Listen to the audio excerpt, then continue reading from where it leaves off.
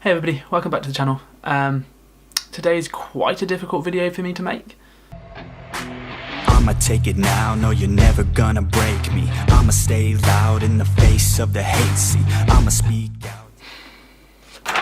Dealing with rejection is really hard. This is my story about when I tried to join the British Army. So in around May 2016, I was just coming to the end of my first year in sixth form, which is I think like junior year or sophomore year of high school, and I wasn't enjoying it at all. Hated it a lot. Lost a lot of friends. Wasn't doing very well in all the subjects that I chose, so I decided I want to take a different career path. I always wanted to join the army when I was younger. I actually really wanted to join the Navy to start off with, and then I decided that the army was going to be the one for me. So I went down to the clears office. I had a chat with somebody just after my 18th birthday, and then as of May that year I decided to apply, and I applied. However, because of past medical history, such as depression and stuff like that, I wasn't able to go in for another year. I was deferred for a year, and I ended up jumping from job to job because I didn't want to do any of them. All I wanted to do was be in the military. My chosen job role was going to be combat medical technician, which is a medic. I always want to help people, and I've always had the dream of going into the medical profession, and I thought that that would be a really good start for that. So 2017 rolled around, and I'd changed job roles quite a few times.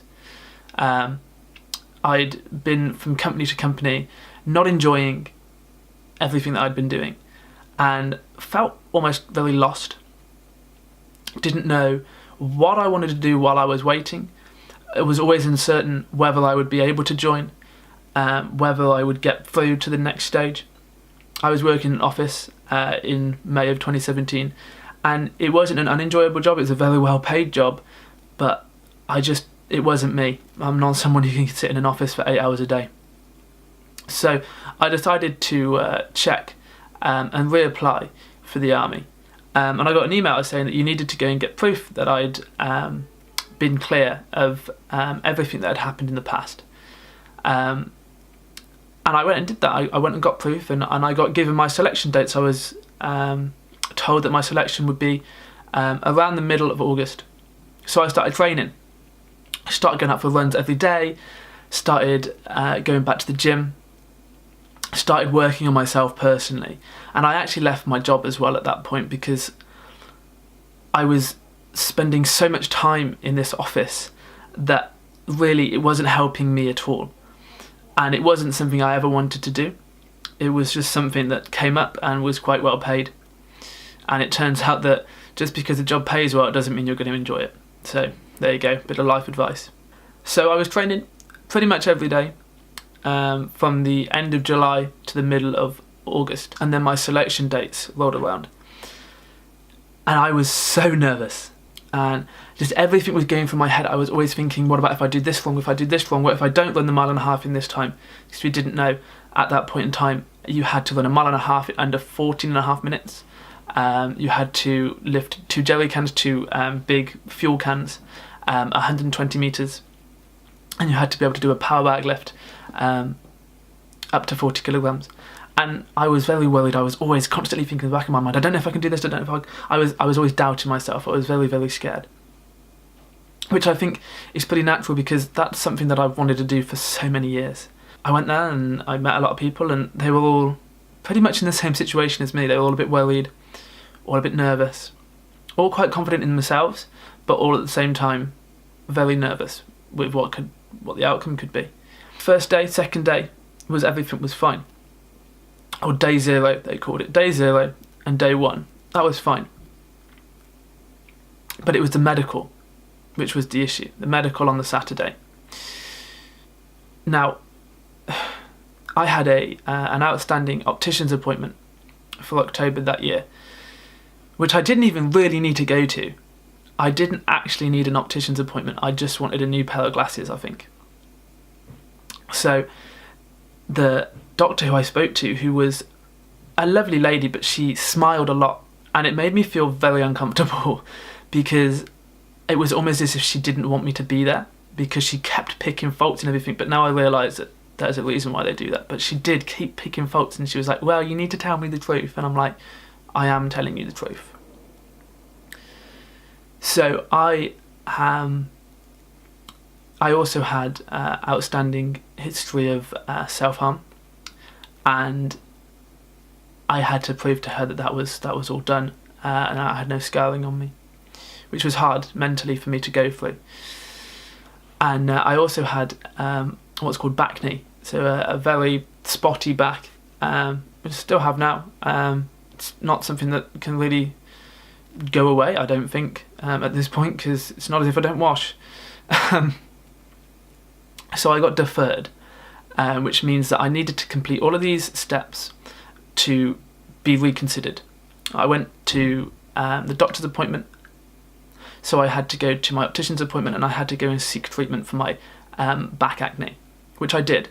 And also, that's my pass letter, or my pass certificate, if nobody believes me, because I know that there's a lot of people out there who don't like to believe other people, so you can pause the video and read that if you want.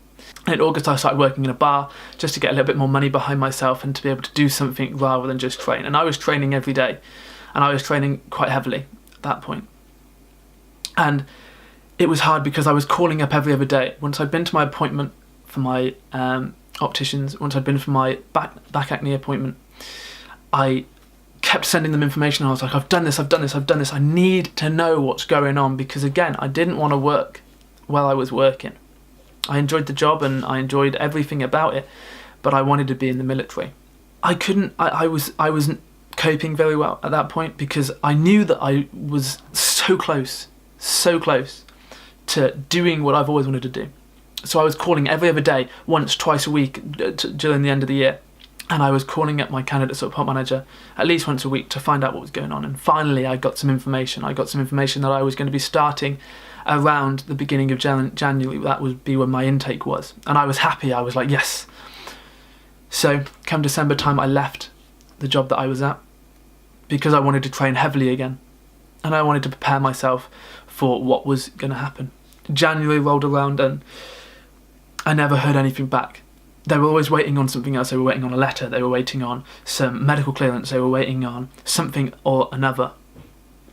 And it started really stressing me out because I didn't know what I was doing. I didn't know where I stood. I'd left my perfectly good and enjoyable job to do nothing and to just be left on the edge of knowing what was going on. I kept calling every week and again, same answer, we're waiting for this, we're waiting for that, we're waiting for this. I said, but everything's been sent. And middle of January, I ended up going to the doctors and making sure that they'd sent the letter that I needed them to send. And they hadn't sent it. Go figure. So I ensured that they resent it, and they did. And then my candidate support manager left. And I wasn't told that he was leaving. So I was, again, left on the edge, not knowing who to talk to, what to talk about, or anything along those lines. So I spoke to my new candidate support manager, and she said there was a letter in the post, and I said, oh, brilliant, what is it? And she said she doesn't know, it's confidential, she couldn't tell me, and I said I knew exactly what that was, and it was a rejection letter, saying that my eyesight wasn't good enough, even though I'd passed the eyesight exam when I was on my selection, and that wasn't a reason I was deferred. So now I'm sat here in front of a camera, trying not to get very upset. Everybody always says it's good to talk about your emotions, good to talk about your feelings, and it is, and I'll admit that. So I wanted to put this video out there and start off kind of talking about why I am who I am and how I am. And I think that this will be a good thing for me. And it might be a good thing for you guys as well, because it's going to give you an insight into actually what's happened to me and who I am. But when I got this certificate saying I'd passed, I was so happy with myself. And now I look back over a year later and I realise that I've got nothing to show for the last 3 years of my life. Practically nothing. So that's my story about the time when I attempted to join the British Army. I don't want to make this video too long, so I'm probably going to cut out bits that I didn't think were that important. I just hope that I'm not making this video to make the British Army seem awful or the recruitment process seem bad, because it is a really easy and good recruitment process. It's just that I was the odd one out, I feel. I am just making this video to get my feelings and emotions out there. Yeah, because that's probably the best thing that I can do at this point in time. But thank you for watching, and I will see you guys in the next video.